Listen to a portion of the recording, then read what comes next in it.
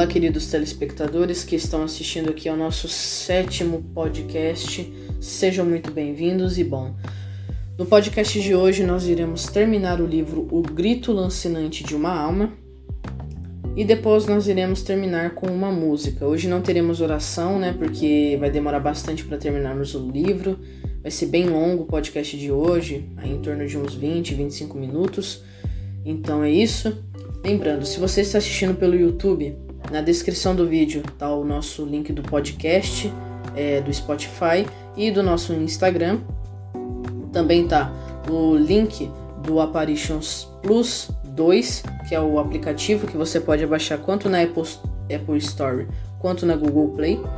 Nele, o vidente Marcos Tadeu passa os cenáculos, que são todos os sábados às 4 da tarde e todos os domingos às 10 da manhã. Além que ele faz todos os dias a rádio dele, a Rádio Rainha Mensageira da Paz.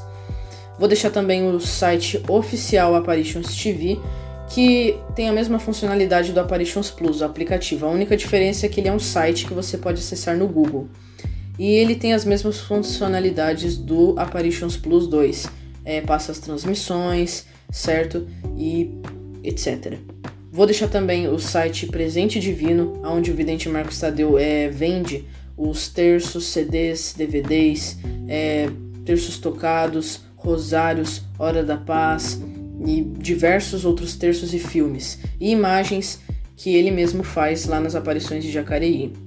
Vou deixar também por último o blog do vidente Marcos Tadeu, que nele está os testemunhos das pessoas que receberam graças através dos rosários, dos terços meditados do vidente Marcos Tadeu, das orações dele também, certo?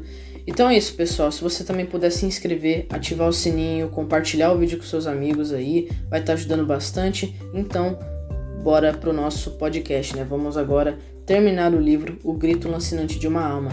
Se você não viu os nossos podcasts anteriores, é só você entrar no nosso canal e ir no 1º, 2º, 3º, 4º, 5º, 6º, para você poder ouvir no começo deles o livro, para vocês não chegarem aqui perdidos, para vocês saberem o enredo da história. Então é isso, vamos terminar o livro O Grito Lancinante de uma Alma.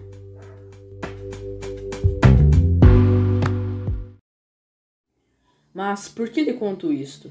Para relatar como me afastei definitivamente de Deus. Não que eu e Max tenhamos muitas vezes chegado aos extremos da familiaridade. Eu compreendia que me teria rebaixado aos seus olhos, se me tivesse entregue completamente antes do tempo. Por isso soube controlar-me, mas em si, toda vez que o julgava útil, estava sempre disposta a tudo. Devia conquistar Max, por isso nada era caro demais. Além disso, pouco a pouco nos amávamos, possuindo nós dois muitas e preciosas qualidades que nos faziam estimar um ao outro.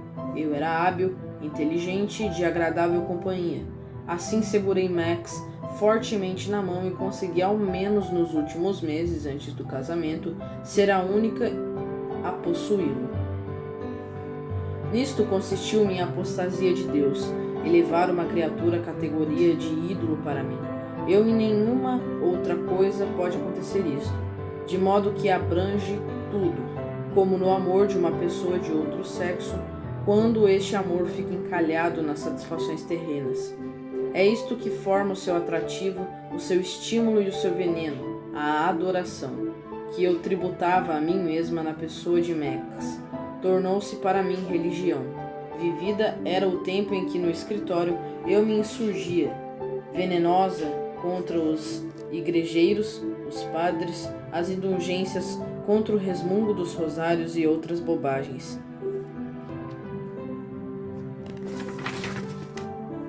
Você procurou, mais ou menos argutamente, tomar a defesa de tais coisas, sem desconfiar, aparentemente, que no mais íntimo do meu ser não se tratava, na verdade, destas coisas. Eu procurava mais que tudo um apoio para minha consciência, e tinha então necessidade de um tal sustento, para justificar também com a razão a minha apostasia. Afinal de contas eu me revoltava contra Deus. Você não me compreendeu, considerando-me ainda católica? Queria mesmo ser chamada assim. Pagava até as taxas da igreja, uma certa contragarantia. Pensava não devia prejudicar-me. As suas respostas Pode ser que algumas vezes tenham acertado o alvo para mim. Nada adiantava, porque você não devia ter razão. Por causa destas relações fictícias entre nós duas, é que foi mínimo o pesar de nossa separação. Por ocasião de meu casamento, antes do casamento, confessei-me e comunguei ainda uma vez. Era obrigatório. Eu e meu marido, sobre esse ponto, pensávamos do mesmo modo. Por que não deveríamos satisfazer esta formalidade? Cumpramo-la também nós, como qualquer outra formalidade. Você qualifica de indigna uma tal comunhão. Pois bem, depois daquela comunhão indigna, eu tive mais calma na consciência, mas também foi a última. Vestidos, móveis de luxo, salões de chá, passeios e viagens de carro e semelhantes distrações me interessavam mais. Foi um ano de prazer na terra, aquele que transcorreu entre meu casamento e minha morte repentina. Todo domingo saíamos de carro ou íamos visitar os parentes de meu marido. Dos de minha mãe agora me envergonhava. Estes flutuavam na superfície da existência, nem mais nem menos de nós. Intimamente, é claro, nunca me sentia feliz, embora eternamente risse. Havia sempre dentro de mim alguma coisa de indeterminado que me roía. Teria querido que após a morte, a qual naturalmente devia estar ainda muito longe, tudo acabasse. Mas é mesmo, como um dia, quando pequena, ouvi dizer na prática que Deus premia toda a obra boa que a gente faz e quando não a puder recompensar na outra vida, falo na terra. Inesperadamente recebi uma herança da tia Lotte. Meu marido felizmente conseguiu levar seus vencimentos a uma notável quantia. Assim pude organizar nossa residência de maneira atraente. A religião não refletia mais, senão de longe, a sua luz pálida, fraca e duvidosa. Os bares da cidade, os hotéis em que passávamos durante as viagens, não nos levavam de certo para Deus.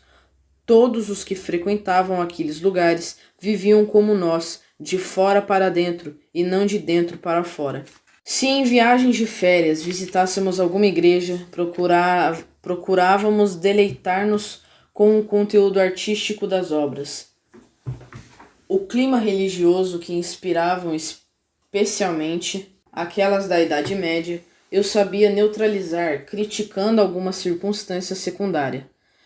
Um frade acunhado ou mal vestido que nos guiava, o escândalo dos monges que queriam passar por santos e vendiam licores, o eterno repique dos sinos para as funções sagradas só para juntar dinheiro.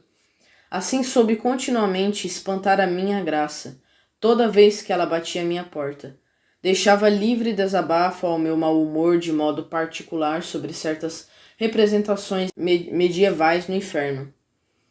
Nos cemitérios ou em outros lugares em que o demônio assa as almas em brasas vivas e incandescentes, enquanto seus companheiros de longas caudas arrastam para cá novas vítimas, Clara, o inferno pode se errar ao descrevê-lo, mas não se exagera nunca.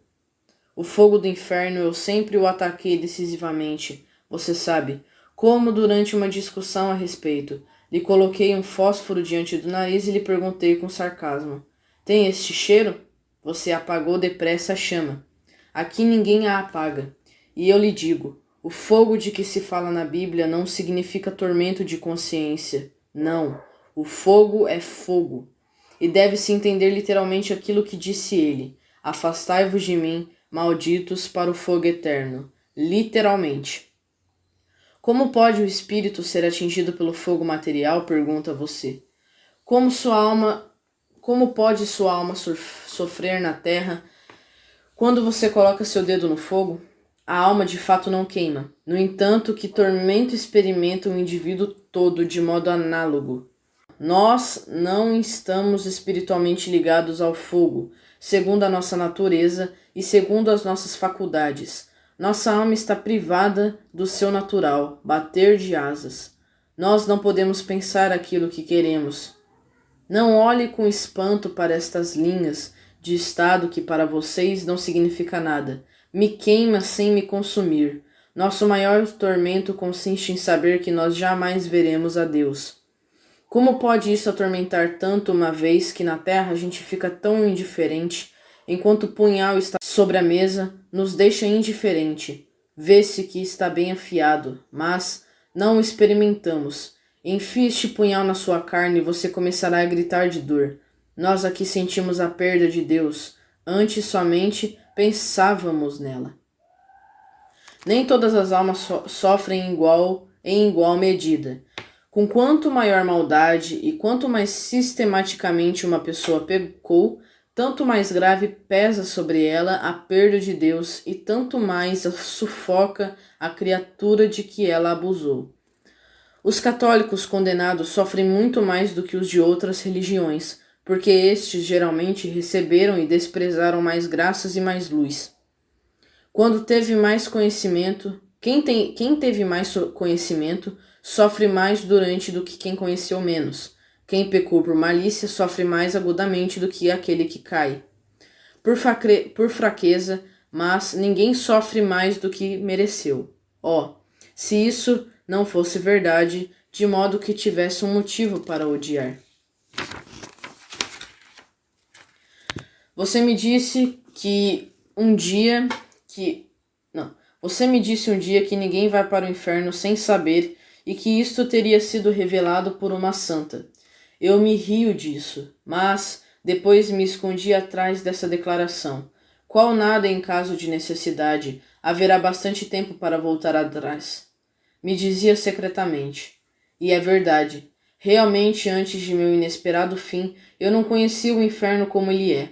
Nenhum mortal o conhece. Mas eu tinha plena consciência, se morres, vais no mundo do além, rápida como uma flecha. Contra Deus, sofrerás consequências. Eu não dei um passo sequer para trás. Como já disse, porque estava dominada pelo hábito, impelida por aquela conformidade pela qual os homens, quanto mais envelhecem, tanto mais agem em uma mesma direção. Minha morte foi assim.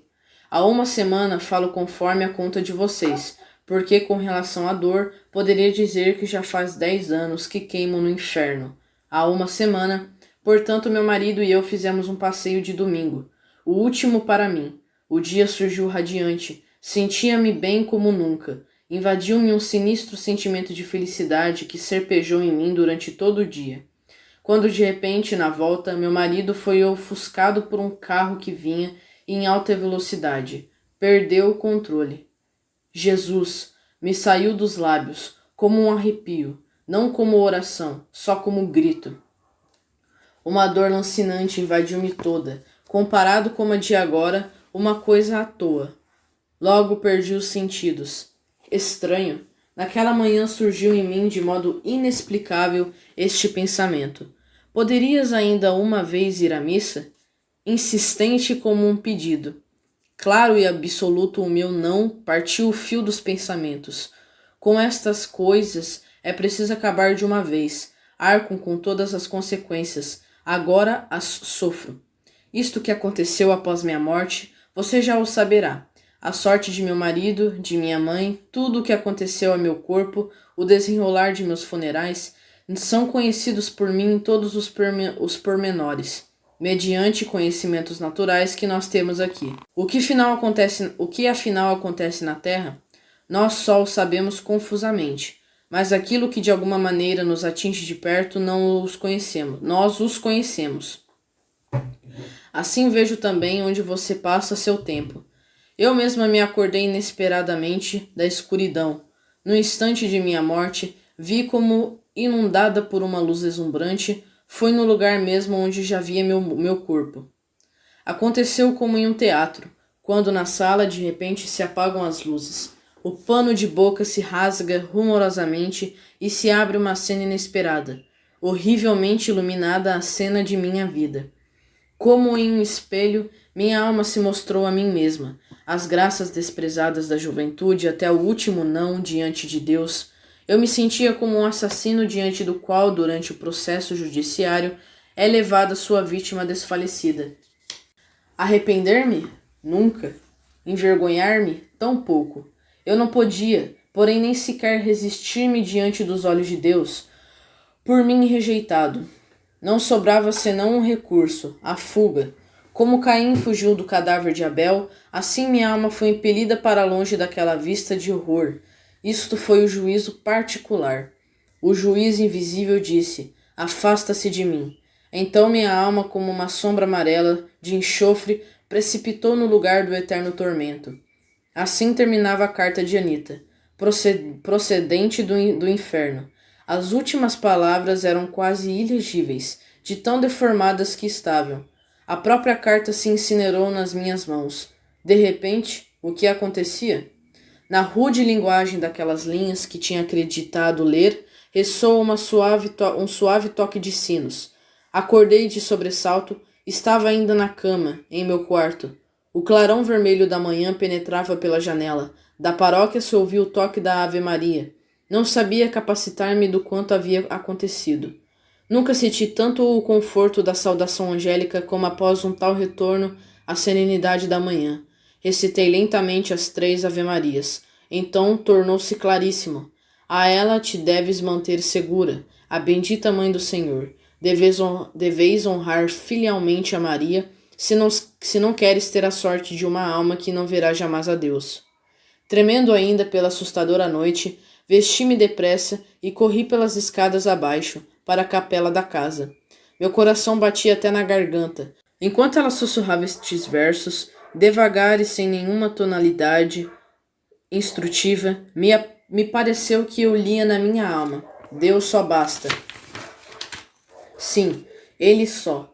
Me deve bastar aqui embaixo e no além.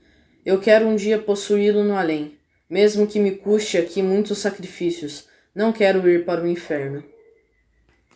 Então o livro acaba por aqui, pessoal. Esse foi o livro O Grito Lancinante de uma Alma, que a gente demorou aí 7 podcasts para ler, né, contando com este. Então, a partir do podcast de amanhã, eu já vou começar outro livro. Então, para nós finalizarmos o nosso podcast de hoje, que já ficou bem longo por causa do livro, vamos agora cantar e finalizar o podcast com uma música. As poucas hóspedes ajoelhadas mais perto de mim me reparavam. Talvez pensassem que eu estivesse tão excitada porque havia corrido pelas escadas. Uma velha e bondosa senhora de Budapeste, já experimentada pelo sofrimento, fraca como uma criança, míope, mas perita nas coisas espirituais e fervorosa no servir a Deus, à tarde no jardim me disse sorrindo: menina, Deus não quer ser servido pelo trem expresso. Mas, em seguida, percebeu que alguma coisa me havia agitado e ainda me agitava. Tranquilizando-me, acrescentou: nada te perturbe. Você conhece o verso de Santa Teresa? Nada te perturbe, nada te amedronte, tudo passa, Deus não se muda. A paciência tudo consegue. A quem possui Deus não falta nada. Deus só basta. Enquanto ela sussurrava estes versos, devagar e sem nenhuma tonalidade instrutiva, me pareceu que eu lia na minha alma: Deus só basta. Sim, Ele só. Me deve bastar aqui embaixo e no além. Eu quero um dia possuí-lo no além, mesmo que me custe aqui muitos sacrifícios. Não quero ir para o inferno.